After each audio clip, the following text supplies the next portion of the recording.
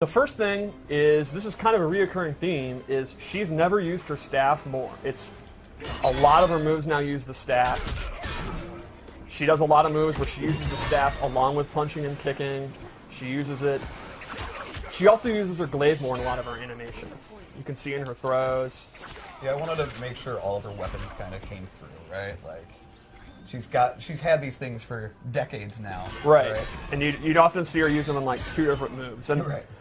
As I break this game down, the more I would play it over the last year, it always struck me the range of the characters is really strong because of their weapons, and it kind of occurred to me, this is essentially a weapons fighting game in some ways with a lot of characters. Like, it's way more of a ranged game than we've previously seen in MK. Like, you can see her down 2 is awesome. It's one of my favorites to use in the game. It definitely covers a lot of... Yeah, it's a very, very good move.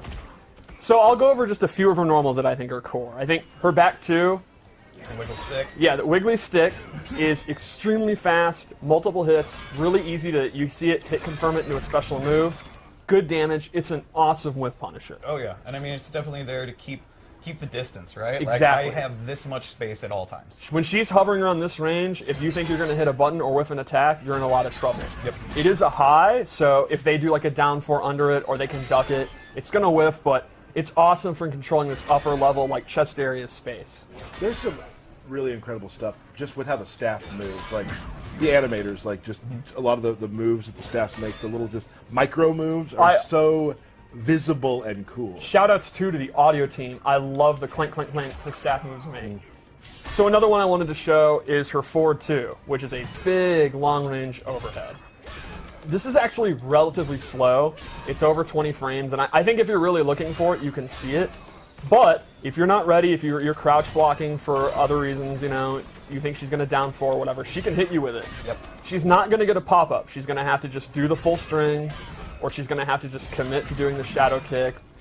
But it's a pretty good overhead with a lot of range. And I think it kind of complements what you were saying about her back too. Right. Like a lot of times I'll kind of hover around this range, they're looking for this, they're focused on that, and she can just kind of dash up and throw, or do a jump in. And it's kind of a move that keeps you thinking at all times. She's like a mid-screen character. Exactly. Yeah. Another one that complements that is her forward 3, which is one of her kick strings. It's this full thing. Now this is a great low. She can actually hit confirm it and go into a special move. If she sees that it's blocked, she can stay safe and not finish it. If she thinks they're going to try to interrupt, she can complete the string. That heavily complements her forward 2, and it's significantly faster. It's just an overall great low attack. So if they're sitting there hyper-focused on this, they also have to worry about this. And again, that sets up jumping back, walking back and zoning, doing a jump in. She really controls like that start of the range space really, really well. Yep. And one more move I want to look at is her back 3, and this is her key mid. It's pretty fast. She can hit confirm it again into her special moves. She can just continue the string and be safe. And it's the mid you'll use if they're ducking a lot. Right. Like if you're using this and Sub-Zero won't stop uppercutting you out of it, you can walk up and it's really good range. And then that's going to open up, again, your throws, your zoning, whatever you kind of want to do. The rest of her tools. Exactly. So I mean, we've kind of talked a little bit about it. So her archetype as a character would be, how would you put it? I would say she controls space, and that lets her play her game, which is very versatile based on what she wants to do. She's got some good zoning, decent mix-ups, some good block pressure. She can, and you'll see some interesting special moves. So I would say space control leading to her then kind of playing her game, which is tailored to your variation. How do you play your game? Well, let's get into special moves and kind of show some of them. So you always want to bring back the core moves when you think of Jade, and so the shadow kick's one of them. Yep. It's exactly what you'd expect from a shadow kick. It's a high, but it's very fast. It has a second hit. Yeah, it's a great whiff punisher, a great... Sometimes I'll just be walking back, and if the opponent, I think he's going to do an ice ball or something, I'll just preemptively do it, and I'll take the risk. Right. And he might punish me, and that's a bummer, but I'll take the risk. It's a bummer. Yeah, and then her glaives are back, but they're done a little differently. You kind of took the spirit of the glaive, but they're now a slow-moving projectile with a lot of wind-up, but you can see they cover a ton of space.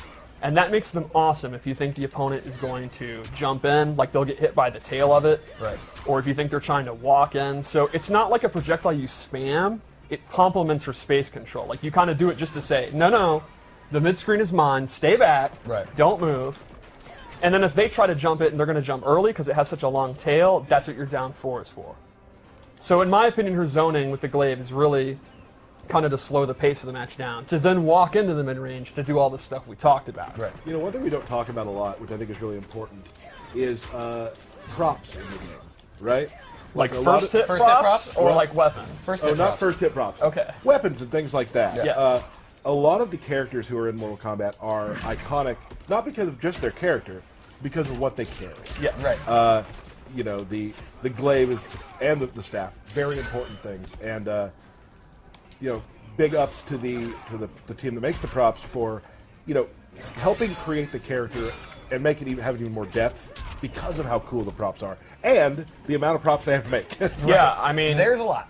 There's a lot. Like, there's one for Jade that it's kind of similar to a fan, which is like MK2 when she was a katana palette swap. There's some that have like glowing energy. There's curved ones. There's straight ones. Like, there's a million different glaives. But all Like these things classic put together, MK3 ones. Like, Yeah. Oh yeah. all these things put together, they still have to match her personality. They can't Yes. be like, she can't throw a radio at you. That Well, I would mean, be- she could. She could. She could. It would probably break some of the mythology. They probably don't have radio technology in Outworld. I never thought about that. But Right.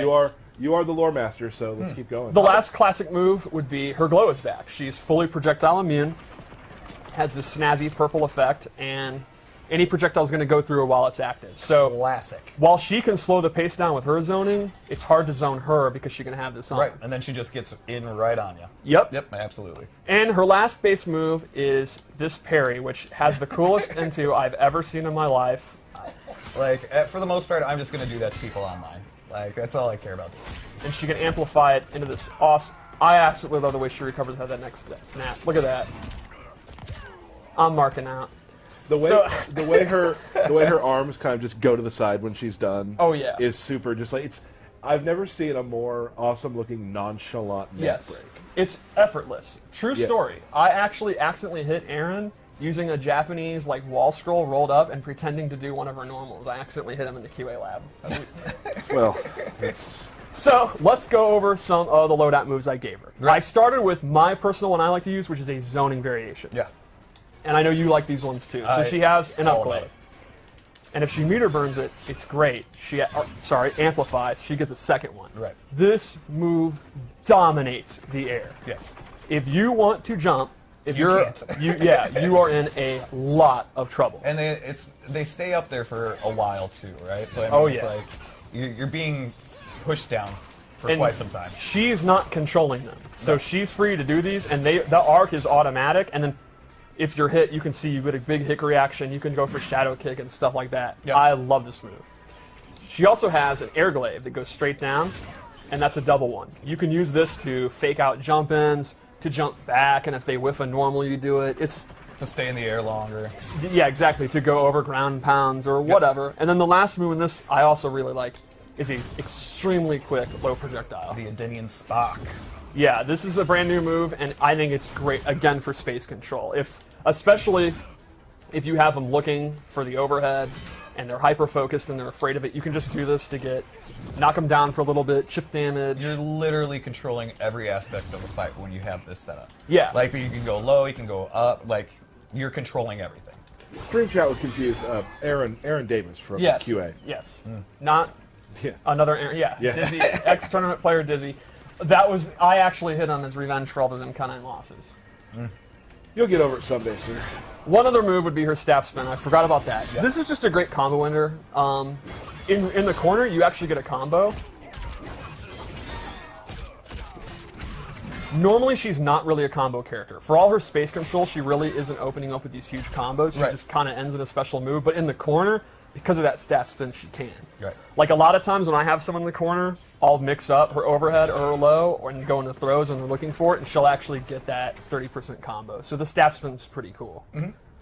Also, I just like it for the additional damage, right? Like you just add that to almost Yeah, everything. it's no reason not to do it, and it also has amazing audio and looks cool. Yeah, absolutely. before we keep going, let's talk real quick. What do you do against Jade? The main thing against Jade would be don't freak out, walk your way in, pick your opportunity. If you think she's going to do the low spark, you get a free jump in. And while you're going to eat it down too, it's not the end of the world. because her combos are going to do less than your combos because she's not really that much of a combo character. Like if she's fighting Baraka, she's going to zone him out, but if he gets in, he's going to do a lot more damage than her. Sure. The other thing is a lot of her good stuff is high. So it pays off to just duck, and again, she does have the back 3, which is a great mid, but that's not going to lead to a huge combo. So it's kind of, the way you deal with space control is accept, all right, she's really good at controlling the space, but when I get in, I'm going to get going because our moves are on the slower side, and there's a lot of built-in weaknesses for when you're up close. I would say up close she's okay. She can get the job done. But she wants to knock you back, basically, again, and continue her game. Right. And with the variation system, if you want all those zoning moves, you don't have a lot of the other moves we're going to show, which are pretty strong. Awesome. So this loadout, first off, I'm just going to say this costume is the greatest thing to ever be designed. I'm all in. This is why I like this costume. Is amazing. Okay. I don't know if I'm supposed to geek out this much, but I can. So, here's the thing. Maybe you're not, but we all accept the fact that you're going to, and I sort of love it. Okay. So on this loadout, she is more rushdown based. If the zoning's not working out for you, she has a command run. Also, everyone that's emo that run has gone in MKX because you don't have a neutral, you can play Jade. And so this pole vault move, if you just let it go, she'll actually do some damage. Like sometimes I'll use it, it's just a combo ender and get some additional damage. Right. She can also hold it and actually go like full screen. And she can cancel it. So she actually gets some pressure off this, like, and then she can go for an overhead, low mix-up, or a throw. There's not a lot of options to be like super plus on block, but it can catch the opponent off guard, and there's some like minor advantage she can get. It's pretty decent. Can I give you some props? Okay. The name you've given this version, It Ain't Easy, is pretty good. I think every MK9 Jade player is saying amen. Yeah. Right. The other thing about this move is the meter burn actually hops up, looks awesome, and is tied to one of her crushing blows. The requirement for this one is kind of interesting. This has to connect from a very significant far distance, and it will actually trigger a very nasty crushing blow. Some good damage. The last thing we gave her on this loadout, and this complements her rushdown, is her old UMK3 and MK9 double shadow kick. Right. So this does the same damage as the other one. The main thing is it pushes them hella far back, and it does not reverse their corner positioning, which you were asking about earlier, and that's why I equipped this. So, for example, notice the other one, she would teleport behind. Correct. When I'm doing these corner combos now, they're still in the corner. So my personal loadout, this is one of my favorite moves to use. It's fun having 26 now years of moves to look at. Yes. So like, now that you're able to create these characters, like there's so many homages to things of the past, and that's really cool. So let's do one more loadout, maybe? Let's do it. I'm a big fan of this costume too. I'm a fan of all of these costumes.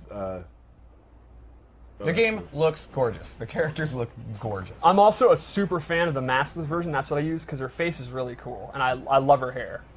So this one, we gave her, it is an ability, and it actually enhances her normal attacks, and she gains a whole group of normal attacks she can use, and they're all based on using martial arts with the staff at the same time. For example, she gains this new ender.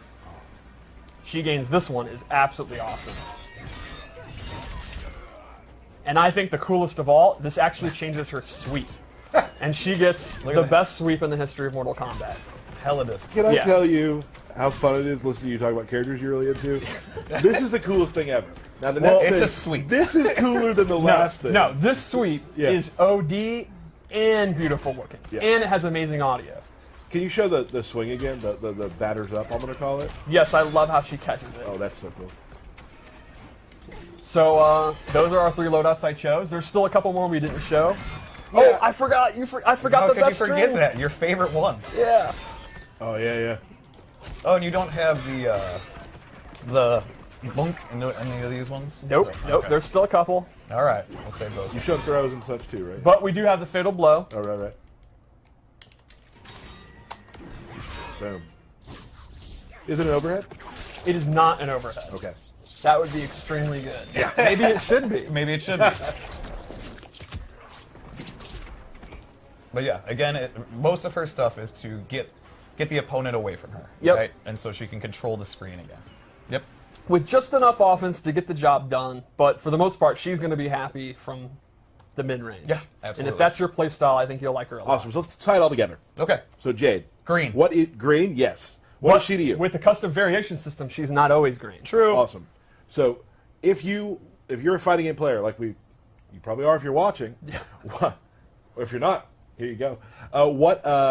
What type of player wants to play Jade, you think? I think she's going to appeal to people that like a slower pace. Yeah. You're not a maniac. You don't want to rush in. You want to control the match. Yeah, you want to control the pace so you can think. And Right. that's not a blow-up. I'm a slow thinker. So that's great. I think if you don't want to deal with trying to get in, like Right. you're someone that hates zoning, don't hate the player, hate the game. Get in, use zone. I don't know if that's where that works. no. Does that not work? Yeah, no, I don't know how that works. But okay. Anyway, she's got a reflex, she's got her invulnerability. Like, there's no excuse for her to be zoned out. Awesome. Right. And then I think if you kind of like weirder moves like the parries and the run cancels, like the run cancels, if you have execution, I mean, you can make a loadout based on that. Just like I said with Cabal. So Right. I actually think if you like space control, she's pretty versatile and can do a little bit of everything along with the space control. Awesome.